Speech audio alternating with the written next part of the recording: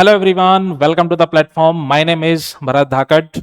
Middle east में जो crisis चल रही है, इसके चलते आपने एक न्यूज सुन ली होगी, दैट इज यूएस और ईरान के बीच में एमओयू साइन हो चुका है। दैट मीन्स आप देखिए कि जो मेमोरेंडम ऑफ अंडरस्टैंडिंग है, जिसमें 14 पॉइंट्स हैं, जो साइन हुआ है, ये टिकेगा या नहीं टिकेगा, इस बात का क्या गारंटी है? गारंटी का जो आंसर है वो है इजराइल।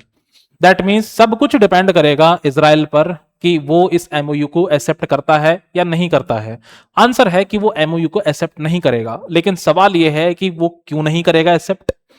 इस बात के लिए थोड़ा सा आपको हिस्ट्री में जाना पड़ेगा और थोड़ा सा उसके माइंड को समझना पड़ेगा कि इजराइल चाहता क्या है। देखिए, one thing is very clear कि जब से इजराइल बना है 1948 के अंदर, तब से लेकर 2026 तक इजराइल अपने माइंड के अंदर कुछ डेफिनेट गोल्स, कुछ डेफिनेट स्ट्रेटेजी, कुछ अपनी डॉक्ट्रिन्स को लेकर आगे बढ़ रहा है मिडिल ईस्ट के अंदर। अब वो क्या है, अगर ये आपको समझ में आ जाएगा तो इजराइल का बिहेवियर आपको समझ में आ जाएगा। लोगों को ऐसा लगता है कि इजराइल ईरान के न्यूक्लियर वेपन को खत्म करना चाह रहा है बस, लेकिन ये बिल्कुल गलत है। दैट मीन्स सिर्फ और सिर्फ न्यूक्लियर वेपन को खत्म करना इजराइल की प्रायोरिटी है? नहीं। दैट मीन्स मैं ये कहना चाह रहा हूं कि न्यूक्लियर वेपन को खत्म करना, ईरान के न्यूक्लियर वेपन को खत्म करना, ये इजराइल की वन ऑफ द प्रायोरिटीज है, लेकिन सिर्फ और सिर्फ एक प्रायोरिटी नहीं है। तो फिर इसके अलावा चाहता क्या है इजराइल? इजराइल चाहता है कंप्लीटली बैलेंस ऑफ पावर बना रहे मिडिल ईस्ट के अंदर। दैट मीन्स आप अगर मिडिल ईस्ट के मैप को देखेंगे और डायनामिक्स को देखेंगे तो एक तरफ इजराइल है। जब इजराइल बना था 1948 के अंदर, तब बहुत सारे अरब कंट्रीज ने एक्सेप्ट नहीं किया था कि भैया ऐसे कैसे यूएन जो है वो पैलेस्टीन की जो लैंड है वहां पर नया कंट्री इजराइल बना सकता है। बोला हम तो एक्सेप्ट नहीं करेंगे इस चीज को। तब से लेकर आज तक इजराइल के मन में ये माइंडसेट बैठा हुआ है कि मुझे एक एग्जिस्टेंशियल थ्रेट है।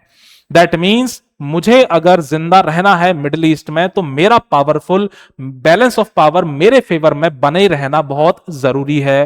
That means apart from the nuclear weapon, Israel चाहता है कि मिडिल ईस्ट का जो कंप्लीटली बैलेंस ऑफ पावर है वो कंप्लीटली इजराइल की तरफ रहे। दैट मीन्स इजराइल ही अपने आप को एक पावरफुल नेशन बनाए रखना चाहता है मिडिल ईस्ट के अंदर। अच्छा, ये कैसे होगा?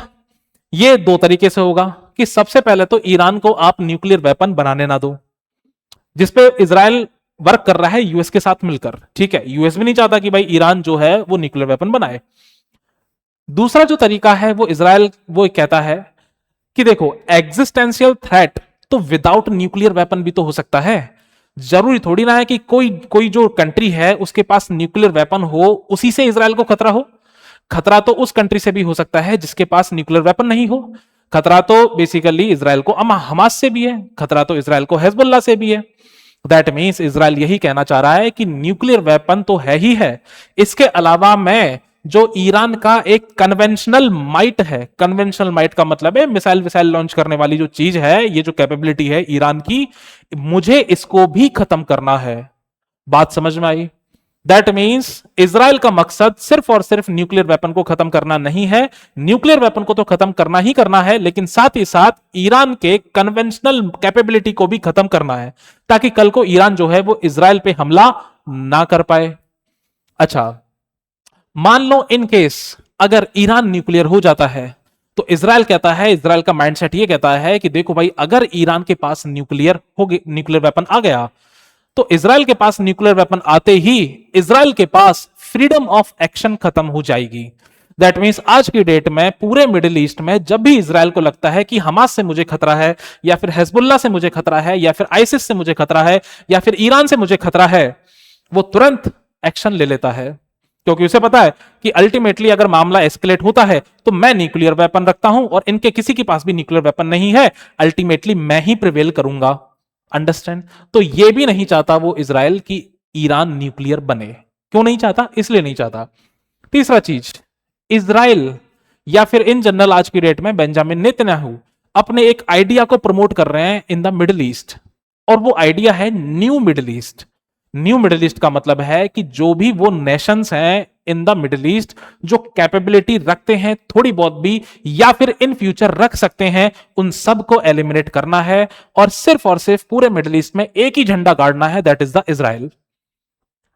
इसीलिए इसीलिए 2015 में जब यूएस और ईरान के बीच में न्यूक्लियर डील हुई थी, यूएस और ईरान के बीच में जब 2015 में joint comprehensive plan of action, जिसको ईरान न्यूक्लियर डील भी बोला जाता है, जब वो साइन हुआ, तो यहां पर एक बड़ी दिलचस्प चीज सामने आई। यूएस और ईरान के बीच में ये डील साइन हुई, यूएस और ईरान के बीच में। यूएस ने कहा ईरान से कि देखो भाई ईरान, ऐसा है, आप 3.67% तक आप न्यूक्लियर एनरिचमेंट कर सकते हो। That means for the peaceful purpose आप अपना न्यूक्लियर जो पर्पस है, न्यूक्लियर जो एनरिचमेंट है, वो कर सकते हो। इजराइल ने बोला बोला नहीं। इजराइल बोलता है, बोला वेपन ग्रेड का एनरिचमेंट तो बहुत बड़ी चीज हो गई, हम ईरान को पीसफुल लेवल तक भी न्यूक्लियर एनरिचमेंट नहीं करने देंगे। इसलिए ये जेसीपीओए भी इजराइल ने एक्सेप्ट नहीं करी। अंडरस्टैंड? जब 2015 में ही जेसीपीओए एक्सेप्ट नहीं करी, तो क्या आज एमओयू को एक्सेप्ट करेगा इजराइल? नहीं करेगा।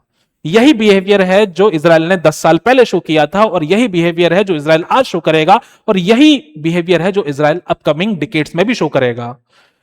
एक तरफ अब यहां पर यह चीज आपको समझ में आ गई।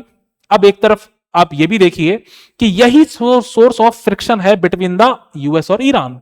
ईरान और यूएस के बीच में ये एक इश्यू बना हुआ है कि एक तरफ यूएस कह रहा है कि थोड़ा तो एनरिच कर ले यार, अपने जो डोमेस्टिक एनर्जी प्रोडक्शन के लिए जो न्यूक्लियर टेक्नोलॉजी चाहिए उतना एनरिच कर ले। इजराइल कह रहा है, बोला इतना भी नहीं करने दूंगा। तो आप समझ रहे हो कि ईरान चाह रहा है कि मैं न्यूक्लियर वेपन बनाऊं, यूएस चाह रहा है कि न्यूक्लियर वेपन मत बना लेकिन थोड़ा सा एनरिचमेंट कर ले। इजराइल कह रहा है, बोला थोड़ा भी नहीं करूंगा।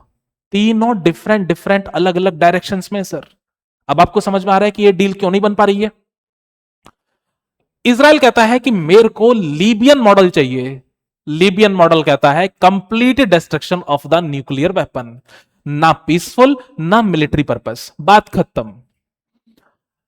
न्यूक्लियर डील ईरान और यूएस के बीच में 2015 में हुई थी। इजराइल ने क्या कर दिया? रिजेक्ट कर दिया। क्यों? क्योंकि इजराइल को बिल्कुल भी फर्क नहीं पड़ता कि यूएस और ईरान के बीच में क्या डील हो रही है, क्या नहीं हो रही है। उसको सिर्फ एक ही चीज से फर्क पड़ता है कि मेरे को ईरान की सारी कैपेबिलिटी खत्म करनी है, कन्वेंशनल और न्यूक्लियर।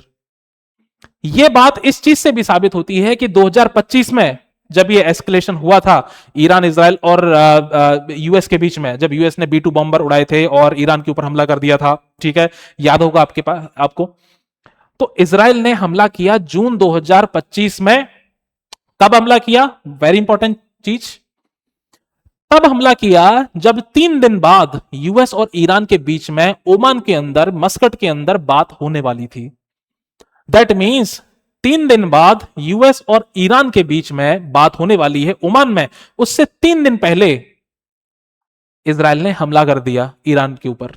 बोला मुझे कोई फर्क नहीं पड़ता तुम क्या बात कर रहे हो, मुझे सिर्फ एक ही चीज दिख रही है, और वो चीज ये है कि ईरान का जो कैपेबिलिटी है वो मुझे कंप्लीटली डिसमेंटल करना है, बात खत्म।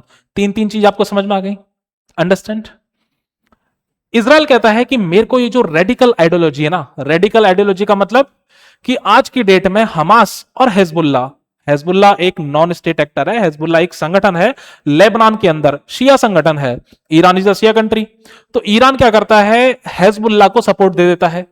अब हेजबुल्ला रेडिकल है, तो इजराइल कहता है कि मेरे को ये रेडिकल आइडियोलॉजी खत्म करनी है, और रेडिकल आइडियोलॉजी तब खत्म होगी जब रेडिकल आइडियोलॉजी के जड़ पे, दैट मींस रूट पे वॉर किया जाएगा, रूट को खत्म किया जाएगा। और रूट कौन है?